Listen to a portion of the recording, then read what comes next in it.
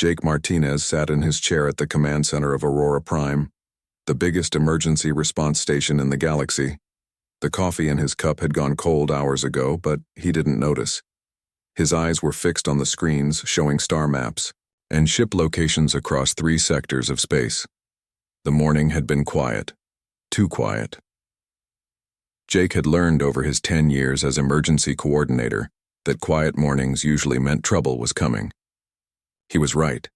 The alarm started screaming at exactly 08:47 hours. Red lights flashed across the command center as urgent data flooded the screens. Jake jumped up from his chair, spilling the cold coffee across his desk. "What do we have?" he called, out to his team. Lisa Parker, the chief science officer, was already running scans on her computer. Her fingers moved fast across the keyboard as numbers and charts filled her screen.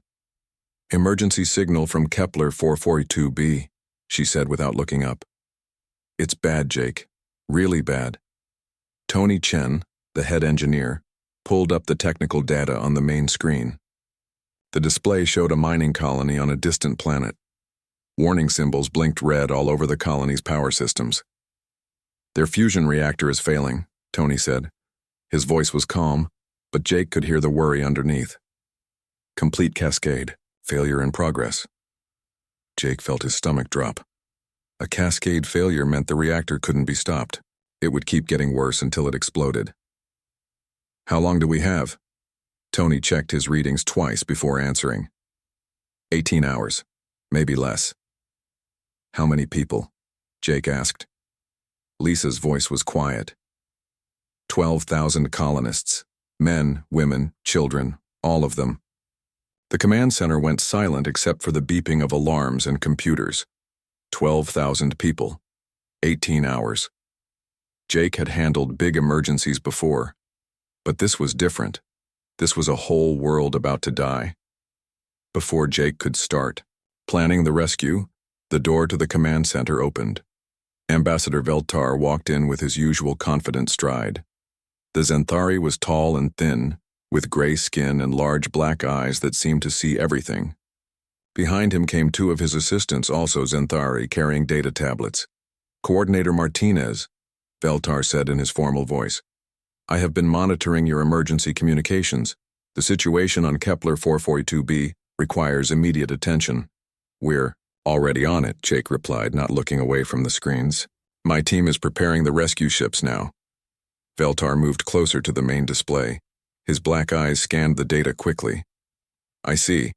And you plan to handle this crisis with human teams again?" It wasn't really a question, but Jake answered anyway.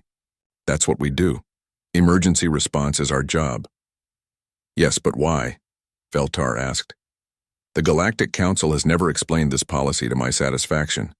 The Zenthari Republic has superior analytical capabilities. Our crisis management protocols are more efficient. Our decision-making processes are faster and more logical." Jake turned to face the ambassador. They had talked about this before. Veltar couldn't understand why humans always got called for emergencies when other species seemed smarter or stronger, or faster. "It's not about being the smartest," Jake said. "It's about getting everyone home safe." "Exactly my point," Veltar replied. "The Zenthari approach to crisis management has a 94.7% success rate. Our mathematical models show we could improve rescue operations by at least 23% if given the opportunity." Lisa looked up from her computer. "Success rate for what? Saving some people? Or saving everyone?" Veltar's expression didn't change. "Success rate for optimal resource allocation and maximum survival probability. Sometimes difficult choices must be made for the greater good. We don't make those choices," Jake said firmly. "We save everyone or we keep trying until we do." The Zenthari ambassador was quiet for a moment. Then he spoke to his assistants in their own language. They nodded and began working on their tablets. "Coordinator Martinez," Veltar said finally, "I would like to propose a joint operation. Let my team handle this crisis alongside yours. Consider it a practical demonstration of Zenthari efficiency." Jake didn't like it. Joint operations were complicated. They slowed things down when people were dying. But Veltar had political power, and Jake knew the Galactic Council might force the issue anyway. This isn't a competition, Jake warned. People's lives are at stake. Of course, Veltar agreed. That is precisely why the most capable team should lead the operation. Before Jake could argue further, Tony Chen called out from his station. Jake, we've got new data from the colony. The situation is getting worse faster than we thought. The main screen showed updated readings from Kepler 442b. The reactor failure was accelerating. What had been 18 hours was now maybe 15. The colony's own engineers were trying everything they could, but they were losing the fight. We need to move now, Jake said. He turned to his team. Lisa, I want you to keep analyzing that reactor data. Find me any weakness we can use. Tony, get our ships ready for immediate departure. Amy Foster, prep the medical teams. Kevin Torres, ready the rescue equipment. Across the command center, his people jumped into action. They had done this before. They knew their jobs. Veltar watched the organized chaos with interest. My team will be ready to depart in 1 hour, he announced. We will take the lead ship and establish optimal rescue protocols upon arrival. Jake wanted to argue, but there wasn't time. While they talked, 12,000 people were waiting to die. The only thing that mattered was getting to them as fast as possible. Fine, Jake said. But remember, Ambassador, we're all on the same side here. The only victory is if everyone lives. Veltar nodded politely, but Jake could see the confidence in his eyes. The Zenthari believed their way was better. They were about to find out why the galaxy always called humans when the impossible needed to happen. The race to save Kepler 442b had begun. The Zenthari ship arrived at Kepler 442b 30 minutes before the human rescue teams. Commander Zekthul stood on the bridge of his vessel, watching the mining planet grow larger on the main screen. The world looked peaceful from space, but he knew death was growing in its core. Begin scanning protocols, Zekthul ordered his crew. The Zenthari moved with perfect efficiency. Within minutes, they had complete maps of the colony, population counts for each sector, and detailed analysis of the failing reactor. Morquin, the mission analyst, looked up from his station. Commander, I have optimal evacuation routes calculated. We should begin with sectors 7 through 12. Those areas have the highest concentration of healthy adult males. They can assist with subsequent rescue operations. Zekthul nodded. It made logical sense. Save the strongest first, and they could help save the others. What about the medical facility and the family housing areas? Lower priority, Morquin replied, checking his data. The injured and elderly have reduced mobility. Evacuating them first would slow overall operations by 31%. The children require additional resources that could be used to save 3 adults for every 1 child. Understood. Begin with the optimal sequence. The Zenthari rescue ships moved toward the planet's surface like clockwork. Every movement was planned, every action calculated for maximum efficiency. Within the first hour, they had established 3 evacuation sites and begun moving colonists to safety. The human ships arrived just as the Zenthari were loading their second group of evacuees. Captain Danny Wright looked out at the colony from his ship's window. Smoke was rising from several buildings. Emergency lights flashed red across the mining complex. Amy, what's the medical situation down there? Danny asked over the radio. Amy Foster's voice came back from the medical bay. Bad, Danny. The reactor leak is making people sick. The colony hospital is overflowing. They've got injured miners, sick children, pregnant women. The whole medical ward needs evacuation first. Kevin, what about the trapped workers? Kevin Torres checked his rescue scanner. There are people stuck in the deep mines, cave-ins from the reactor vibrations. Some families are trapped in collapsed housing sections too. The hardest cases are going to take time. Danny looked at the data on his screen. The Zenthari were evacuating people quickly, but they were taking the easy cases first. Healthy adults who could walk to the ships on their own. Meanwhile, the people who needed help the most were still waiting.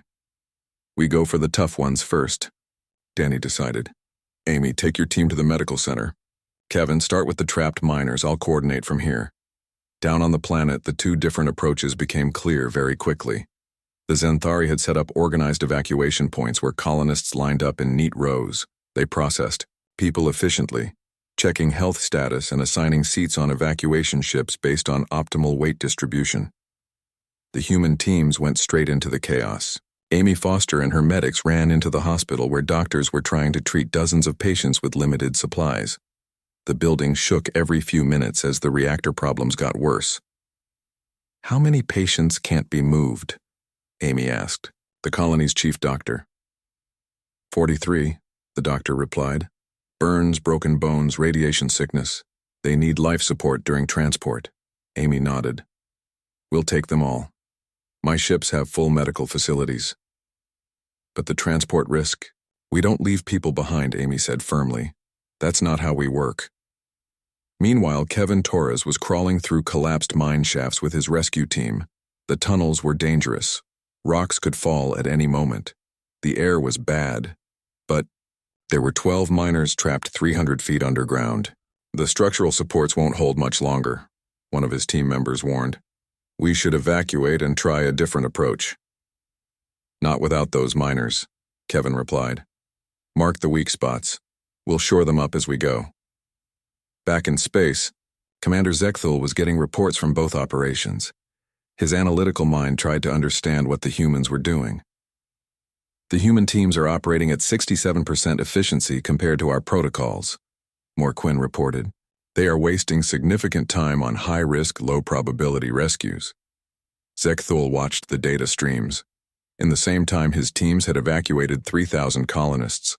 The humans had only managed 1,800. But the humans were taking the difficult cases that the Xanthari had marked as low priority. "Their approach reduces overall survival probability by 23.7%, Morquin continued. "If they followed our optimal sequence, 2,147 additional lives could be saved." "Then why do they persist with this inefficient method?" Zekthul wondered aloud. On the planet's surface, Dr. Lisa Parker was working with Tony Chen at the reactor facility. The massive machine was getting hotter by the hour. Warning alarms screamed constantly. The local engineers looked exhausted and scared. "Can it be fixed?" Lisa asked Tony as they studied the reactor's core systems. Tony wiped sweat from his face. The heat was getting worse. "According to everything I know about fusion reactors, no. This thing should have exploded already. But maybe we can buy more time." "How?" "By doing things that shouldn't work," Tony said with a tired smile. "Sometimes you have to try the impossible." Lisa understood. It was the human way. When the math said something couldn't be done, humans tried it anyway. Back at the evacuation sites, the differences between the two approaches were becoming obvious to everyone. The Xanthari evacuees sat quietly in organized groups, waiting for their assigned transport times. The human evacuees were different. Families helped other families. People shared food and water. Those who had been rescued early stayed to help with the others. Commander Zekthul noticed something strange in his reports. The human evacuation sites had higher morale and better cooperation, even though they appeared less organized. People weren't just being rescued by the humans.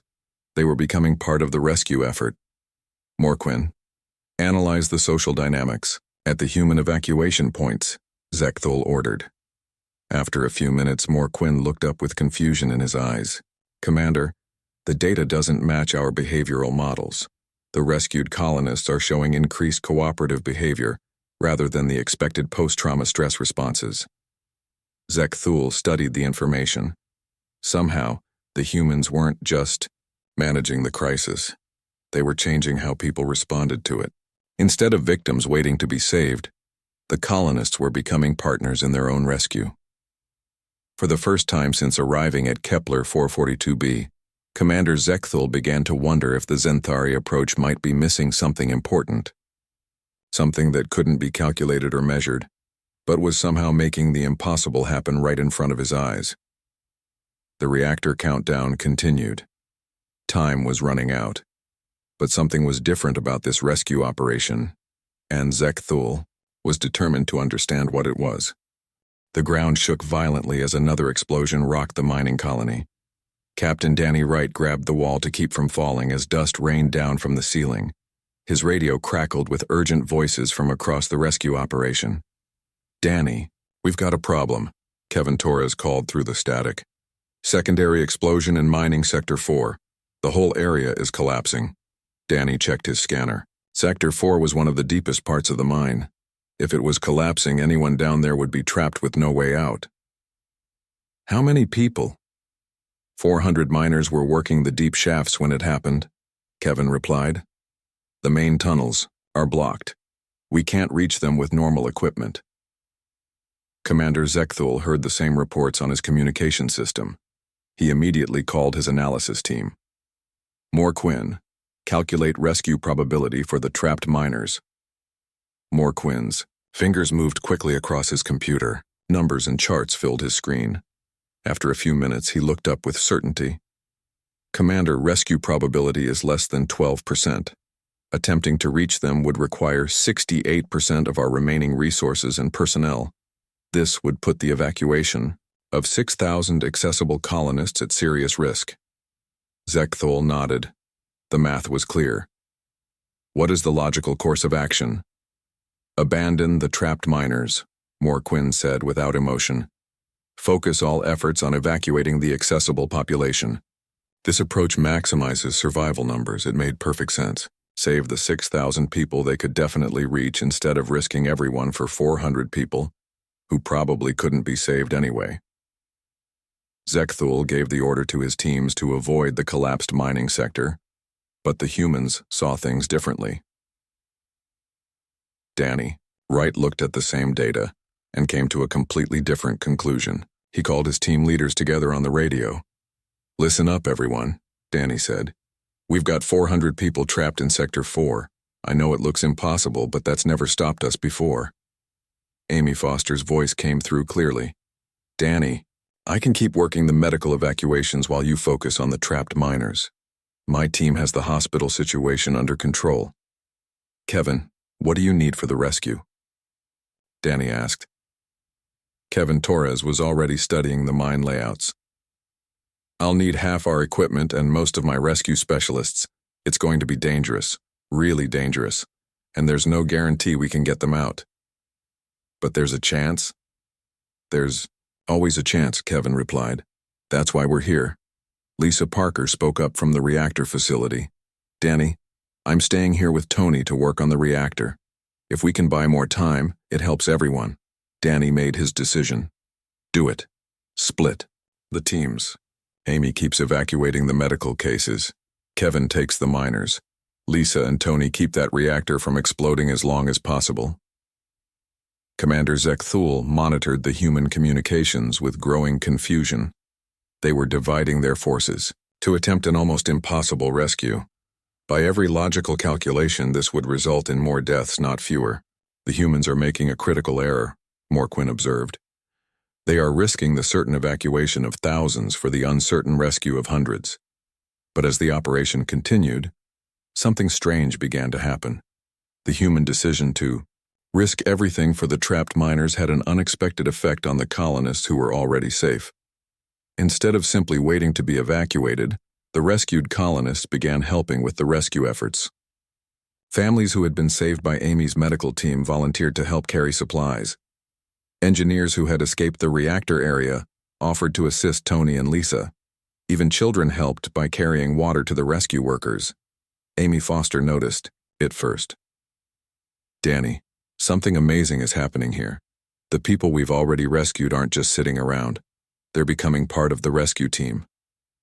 Meanwhile, deep underground, Kevin Torres and his team were doing the impossible. They had reached the outer edge of the collapse and were working their way toward the trapped miners. The tunnels were unstable.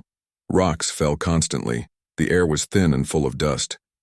"We should turn back," one of his team members said as another section of tunnel groaned dangerously. "The whole thing could come down on us." Kevin kept moving forward. "Those miners are counting on us. We don't quit when people are counting on us."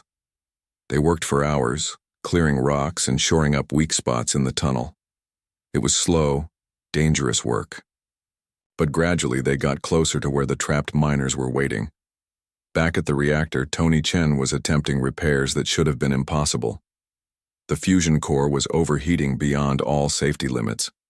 According to every manual and textbook, the reactor should have exploded hours ago. This shouldn't be working, Lisa Parker said as she watched Tony bypass another safety system. The math says this is impossible. Tony wiped sweat from his face. The heat was almost unbearable now. Maybe the math is wrong. Maybe there are things the math doesn't account for. Like what? Like the fact that giving up isn't an option, Tony replied. Not when people are depending on us. Commander Zekthul was getting reports that made no sense to him. The human operations should have failed by now. Their approach violated every principle of crisis management. Yet somehow, they were succeeding where logic said they should fail. Commander, Morquin said, his voice uncertain for the first time, the human rescue operations are producing results that don't match our predictive models. Explain. They should have lost more people by now. Their inefficient methods should have led to higher casualties. Instead, their survival rates are actually improving. Zekthul studied the data himself. It was true. Somehow the humans were saving more people by trying to save everyone than the Zenthari were saving by using optimal efficiency.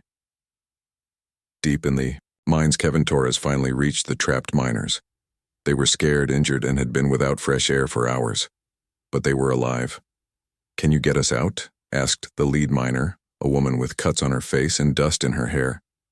Kevin looked at the tunnel behind him. It was barely stable. Getting 400 people through it would be almost impossible. But he had learned something important during his years of emergency response work. "We're going to try," he said. "And when humans try, we usually find a way." The miners looked at each other. They had heard about human rescue teams. They knew the stories. Humans who never gave up. Humans who found ways to do the impossible. "What do you need us to do?" the lead miner asked. Kevin smiled. "Help us save you. We're all in this together." As the miners began working with the rescue team to plan their escape, Commander Zekthul realized he was witnessing something beyond his understanding. The humans weren't just managing the crisis. They were changing the very nature of what it meant to be in crisis. Instead of victims waiting to be saved, everyone was becoming part of the solution. Instead of calculating acceptable losses, the humans were creating solutions where everyone could win. The reactor countdown continued. Time was running out. But for the first time since the crisis began, Zekthul began to suspect that the humans might actually pull off the impossible. The countdown on every screen showed the same terrible number, 90 minutes. 90 minutes until the reactor would explode and destroy everything on Kepler 442b. The planet shook constantly now as the fusion core became more unstable.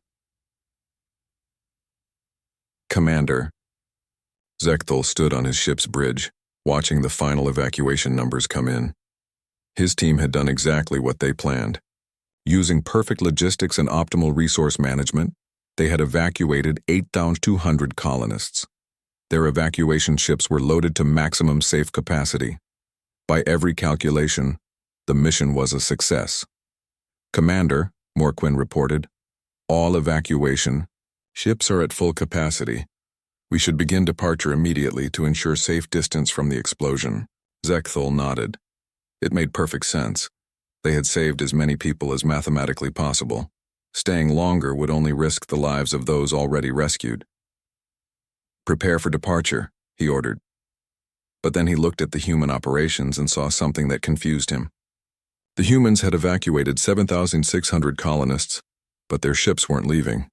Instead, Captain Danny Wright was coordinating an even more dangerous rescue attempt. Down in the collapsed mines, Kevin Torres had reached all 400 trapped miners, but getting them out was proving impossible. The tunnel system was too damaged. Every route to the surface was blocked by tons of rock and twisted metal. "Kevin, we need options." Danny's voice crackled through the radio. Kevin looked around at the trapped miners. They were scared but trying to stay calm. Some were injured. All of them were running out of fresh air. "The normal routes are all blocked, Danny. We need a miracle." That's when Dr. Lisa Parker's voice came through the communication system. She was still at the reactor facility with Tony Chen, trying to keep the fusion core from exploding. "Kevin, I have an idea. It's crazy, but it might work." "What is it?" Danny asked.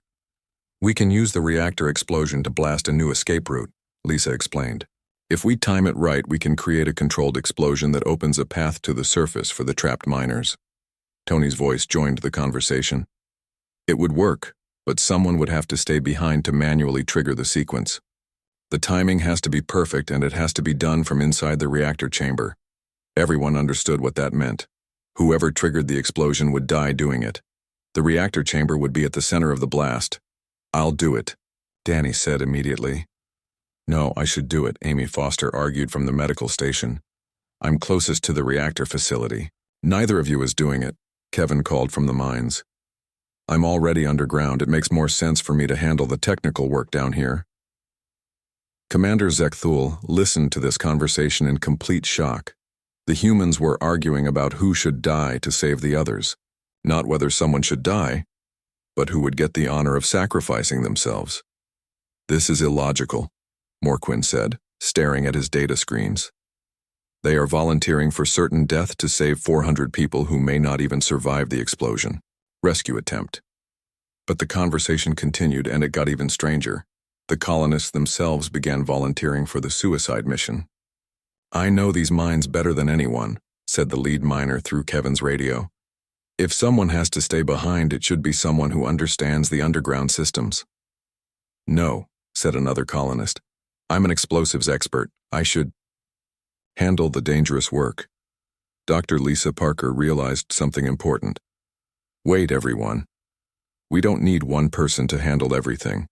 We can split the sequence into multiple parts. Several people can each handle one piece and then evacuate before the final explosion." Tony Chen was already working out the details. "Yes, that could work. It's still incredibly dangerous, but instead of certain death, it becomes a calculated risk shared among volunteers." Within minutes, they had a plan. 12 volunteers would each handle one part of the sequence. They would work in teams, with each person evacuating after completing their task. The last team would have the most dangerous job, but even they would have a chance to escape if everything went perfectly. Commander Zekthul watched his screens as dozens of people volunteered for the dangerous mission. Humans and colonists working together, each willing to risk their lives for others. It was completely against every logical principle of self-preservation. "Commander," Morquin said quietly, "our ships are ready to depart. We should leave now, while we can still reach minimum safe distance." Zekthul looked at his perfectly loaded evacuation ships. His mission was complete. His people were safe. The logical thing to do was leave immediately. But something made him hesitate. On the screens, he could see the humans making final preparations for their impossible rescue. They were about to attempt something that had never been tried before, something that could easily kill everyone involved. But they were doing it anyway, because they refused to leave anyone behind. "Commander?" Morquin asked again. Zekthul was quiet for a long moment. Then he made a decision that would surprise everyone, including himself. "We stay," he said. "Sir?" "We stay and help with the final evacuation," Zekthul explained. "Our ships have room for the rescued miners." Morquin looked confused. "But Commander, this violates optimal safety protocols. We should maintain minimum safe distance."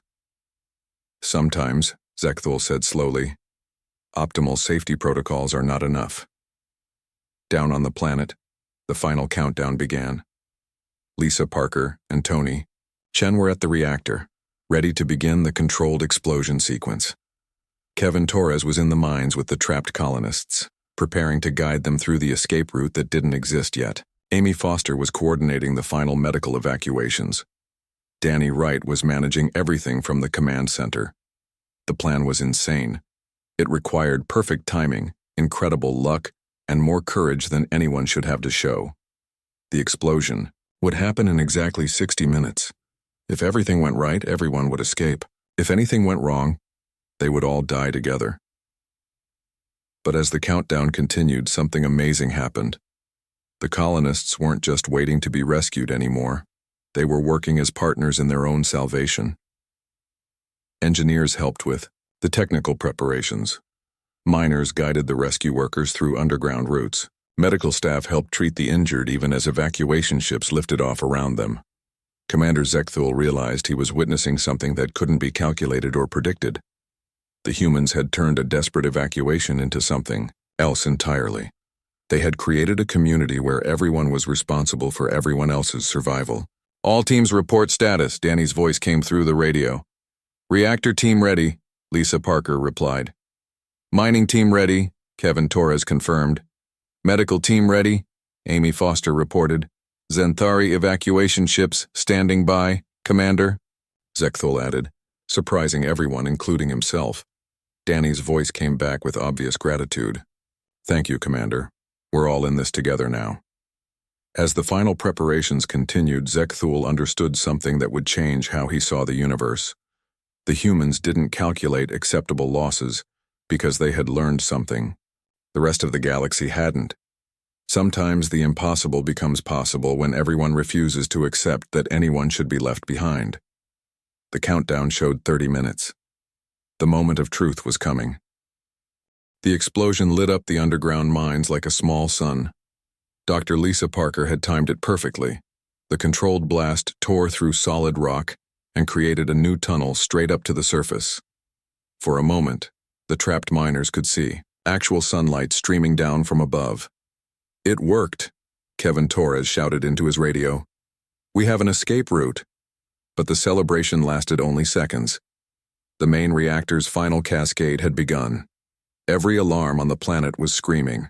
Now, the ground shook so violently that people could barely stand. They had 12 minutes before the planet-killer explosion destroyed everything.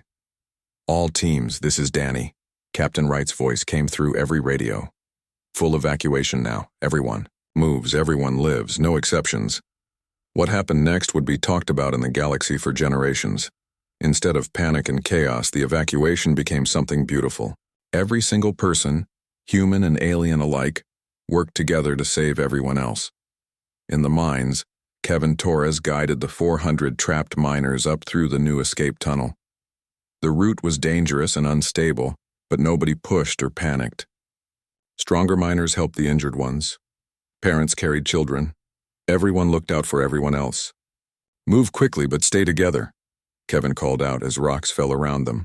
We all go home today. Above ground, Amy Foster was loading the last patients into medical ships. Some were so badly injured they needed life support during transport.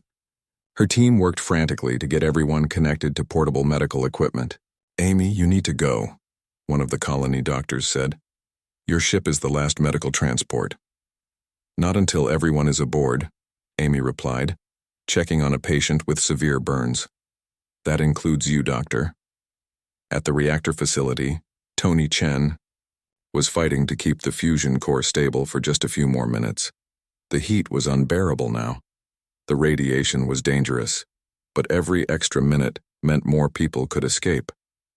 Tony, get out of there, Lisa Parker called from her evacuation ship. You've bought us enough time. Just a little longer, Tony replied, sweat streaming down his face. I can give you maybe 3 more minutes. Commander Zekthul watched all of this from his ship's bridge. His own people were safe, but he couldn't stop watching the human evacuation. It defied everything he thought he knew about crisis management. Commander, Morquin said, studying his instruments, the human evacuation should be failing. They're taking too many risks, moving too slowly to help the difficult cases. But, somehow they're saving everyone, Zekthul finished. It was true. Every screen showed the same impossible result. The humans were evacuating every single person, including cases that should have been hopeless. The injured, the trapped, the scared, the slow, everyone was making it to safety. But there was something else happening that the Zenthari computers couldn't measure. The people being rescued weren't just passengers. They were participants. Families helped other families reach the ships. Rescued miners went back to help with equipment. Even children carried supplies for the rescue workers. 8 minutes to explosion, Danny announced. Kevin, where are you? 200 miners still in the tunnel, Kevin replied. But we're moving. Fast, the route is holding. Amy, medical status? Last patient loaded. Medical ships departing now, Amy reported. Tony, reactor status? Still holding, but barely. You've got maybe 5 more minutes before I have to run. Down in the mines, something unexpected happened. The escape tunnel began to collapse again. The explosion had created the route, but the unstable ground was closing it off. 50 miners were still underground, including Kevin Torres and his rescue team. The tunnel's failing, Kevin reported. We need another way out. That's when the colonists proved what humans had always known about emergencies. People will do amazing things to help each other when it really matters. The miners who had already escaped didn't just run to safety, they stayed to help. We can shore up the tunnel, the lead miner called down. Give us tools and we'll keep it open. Within minutes, dozens of people were working to stabilize the escape route. Some held up support beams, others cleared falling rocks. Everyone did whatever they could to keep the tunnel open for those still trapped below. Commander Zekthul watched this with growing amazement. Morquin, analyze what the rescued colonists are doing. Morquin checked his readings several times before answering. Commander, they're increasing their own risk to help others escape. This behavior doesn't match any survival model we have. Because it's not about survival, Zekthul said quietly. It's about something else. With 4 minutes left, the last group of miners reached the surface. Kevin Torres was the final person to climb out of the tunnel, helping an injured miner who couldn't walk on his own. Everyone's out, Kevin reported breathlessly. Tony, time to go, Danny ordered. At the reactor facility, Tony Chen ran through the final shutdown sequence. He had pushed the fusion core far beyond its limits, but somehow it had held together, just long enough. As he sprinted toward his evacuation ship, the reactor finally began its final meltdown. The last ships lifted off from Kepler 4-2b with just 90 seconds to spare. Every single evacuation vessel was overloaded beyond normal capacity, but nobody complained. Humans sat next to Zenthari. Colonists shared space with rescue workers. Everyone was together. The explosion came exactly when the computers predicted it would. The fusion reactor detonated with enough force to crack the planet's crust. From space, the rescue ships watched as the mining colony disappeared in a ball of white fire. But every person was safe. All 12,000 colonists had made it off the planet. The human rescue teams were accounted for. Even the Zenthari who had stayed to help were unharmed. The final count showed 0 casualties. Commander Zekthul sat in his command chair, staring at the numbers on his screen. According to every mathematical model, this should have been impossible. The human approach should have resulted in massive casualties. Their inefficient methods should have led to disaster. Instead, they had achieved something that had never been done before, 100% survival rate in a planet-killer emergency. How did they do it? Morquin asked, his voice full of wonder. Zekthul thought about everything he had witnessed, the humans refusing to calculate acceptable losses, the colonists becoming partners in their own rescue. The way everyone had worked together when it mattered most. They did it by rejecting our most basic assumption, Zekthul said finally. Which assumption? That some people have to die for others to live. The humans don't accept that. They keep trying until everyone can go home. Back on the Aurora Prime station, Jake Martinez was reading the final reports from Kepler 442b. Every white person accounted for. Every life saved. It was exactly what he had expected from his teams, but it never stopped being amazing. Ambassador Veltar approached Jake's desk. The Zenthari looked different somehow. Less certain than before. Coordinator. Martinez, Veltar said formally. I owe you an apology. And an explanation. What kind of explanation? For why the galaxy calls humans when the impossible needs to happen, Veltar replied. We thought it was because you were the most capable. We were wrong. You're not the most logical or the most efficient. You're something better. What's that? You're the species that believes everyone deserves to go home. And somehow, when everyone believes that, everyone does. Jake smiled as he looked at the evacuation reports. 12,000 people safe, 0 casualties. Another successful day for human emergency response. In the galaxy, when something seemed impossible, they called the humans. Now Commander Zekthul understood why. Not because humans were the smartest or strongest, but because they were the only species that considered the rescue incomplete until everyone was saved. And in a universe full of mathematical probabilities and logical limitations, sometimes that stubborn human belief in the impossible was exactly what made the impossible happen.